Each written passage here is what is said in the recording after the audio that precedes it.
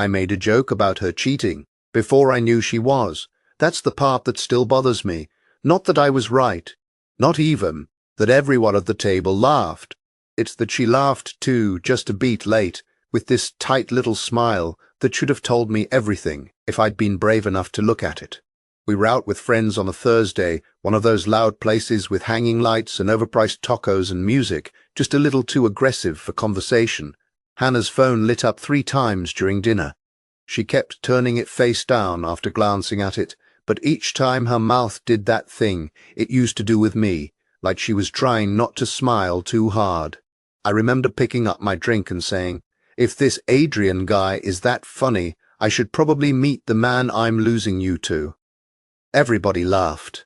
2 of our friends looked at her, then at me, then laughed because that's what people do when they think a couple is doing their normal couple thing. Hannah let out a short breath through her nose and said, "You're so annoying." That was all. Dinner kept moving.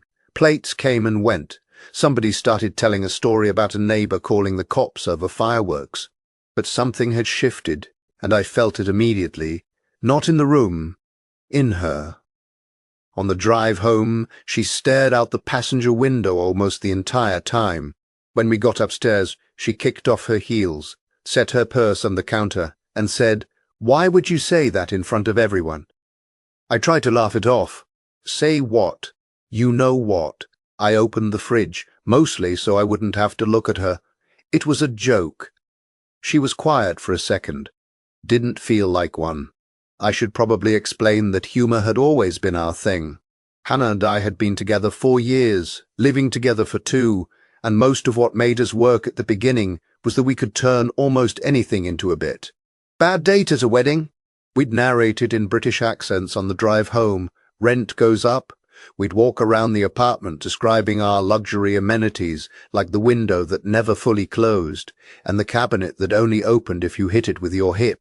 Even our serious conversations usually arrived wearing a jacket and tie made of sarcasm. So when I said that line at dinner, part of me really did mean it as a joke. But only part. The other part had been keeping score for weeks. Not dramatic things. Not lipstick on collars or mysterious hotel charges. Smaller, meaner details. The kind that make you feel pathetic for even noticing. She had started saying Adrian's name too casually, not often enough to sound rehearsed, just enough that he'd settled into our apartment without ever stepping inside it. Adrian said the client was bluffing. Adrian stayed late too. Adrian's impossible to read. Adrian's actually funnier than I expected. I never asked why I needed to know what another man was like at 11:30 on a Tuesday, while she was taking off mascara in our bathroom mirror. I just stood there brushing my teeth, nodding like it was normal to hear someone else slowly enter your relationship by way of office anecdotes. Then there were the changes. She started wearing perfume to work again, after not caring for almost a year. She began going in earlier, but coming home with this strange, bright energy that didn't match the brutal day stories she told. She took longer getting ready for random Monday mornings than she did for dinners with me. She guarded her phone in ways that were subtle enough to deny and obvious enough to notice if you loved someone closely. That's the thing nobody tells you. When a person changes in small ways, the person who loves them is usually the first to feel it and the last to admit what it means. After the dinner, things got worse but quieter. She stopped leaving her phone on the kitchen counter. She took it into the bathroom when she showered. One night I walked into the bedroom and she turned her screen off so fast I pretended not to see it, because I didn't want to be the man who made a thing out of that. I hated how quickly suspicion could turn you into someone you wouldn't respect in any other story. A few days later, while we were folding laundry, I tried to bring the tension up gently. "Was that really about the joke?" I asked. She kept folding one of my t-shirts into a square so precise it looked machine-made. What else would it be about? I watched her hands. "I don't know. You tell me." She looked up then. And what bothered me most was not anger. It was caution. "You do this thing," she said, "where you say something ugly and then hide inside the fact that you smiled while saying it." I let that sit there, because she wasn't wrong. I had been doing that for weeks. making these little comments that let me touch the truth without actually grabbing it. It was cowardly, if I'm honest. I didn't want a real answer.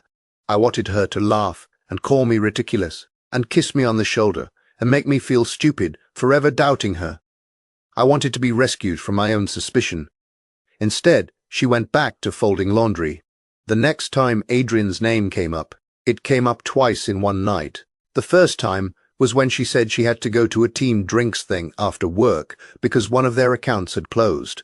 The second time was when she got home around midnight, kicked off her shoes in the hallway, and I smelled cologne before she even reached the bedroom. Not his cologne, obviously. I didn't know what he wore, but it was male, woody, expensive, and definitely not mine. I was sitting up in bed with the lamp on when she walked in. "You're awake," she said. "Apparently." She gave a tired smile, the kind people use when they want credit for being tired. "Long night," I nodded. "How was the account funeral?" She looked at me strangely. "What? You said drinks because the account closed." "Oh. Right. Yeah. It was fine." Then she went into the bathroom and shut the door before I could say anything else. I sat there listening to the shower start and realized something ugly about myself. I wasn't shocked. I was almost relieved. Not relieved she might be cheating. Relieved that my body and brain had stopped fighting each other. Something was wrong. I knew it. My stomach had known it before my pride did. The weekend after that, she told me her team was doing an overnight retreat at a hotel outside the city. Strategy sessions, dinner, early start the next morning. She said all of this while standing at the kitchen island slicing an avocado, like you should always trust people most when they're handling produce. I said, "Sounds thrilling." "It won't be." Then, because apparently I still needed one more chance to hand her the truth and let her do something decent with it, I smiled and said, "Tell Adrian not to steal you completely." This time she didn't even fake laugh. She set the knife down, looked at me and said, "Can you stop doing that?" "Doing what?" "This." She moved her hand vaguely between us. Whatever this is, I wanted to ask why his name made her angry if it meant nothing. I wanted to ask why she looked guilty every time I got close to the thing we were both pretending not to see. Instead, I just said, "Sure." She left Saturday afternoon with an overnight bag and a blazer draped over her arm. I watched from the window as she got into a rideshare and checked her reflection in the front camera before the car pulled away. I spent the evening doing things people do when they're trying not to think. I cleaned the kitchen. I reordered vitamins we didn't need yet. I watched half a movie and realized 30 minutes had passed without me hearing a word. Around 11:30, the old iPad on the bookshelf lit up. It used to be hers before she got a new one for work. We mostly used it now for recipes and streaming in the kitchen. I'd forgotten it still mirrored some of her messages until I saw a name I knew. Adrian. I stared at the screen while my heart did this awful slow thud, like it was too heavy to beat properly. I shouldn't have opened it. That's what I told myself while I was opening it. The thread was already there. Not months and months of messages, not a giant archive of betrayal. Just enough. Enough to stop pretending. He had sent, "Hope dinner with a boyfriend wasn't too weird after the joke." Her reply was right below it. He jokes when he knows something's off. It doesn't mean he knows. I sat down on the edge of the couch because suddenly standing felt complicated. There were more. "You looked sick when he said it." I was. "Do you regret last night?" "No. I regret going home after." I don't remember the next few minutes clearly. I know I kept reading, even though I already had what I needed. That's another thing nobody admits. When the worst thing becomes real, part of you keeps digging, not for truth anymore, but for shape. You want to know how big the wound is. You want dimensions. There had been drinks after work. Then one mistake. Then another. Then hotel rooms booked during lunch breaks on days I thought she was in budget meetings. There were messages about me too, which somehow hurt worse than the sex. He thinks I'm stressed. He notices little things, but then he jokes. I hate that he can feel something's wrong, then leave him. I'm trying to figure it out. That last line made me put the iPad down.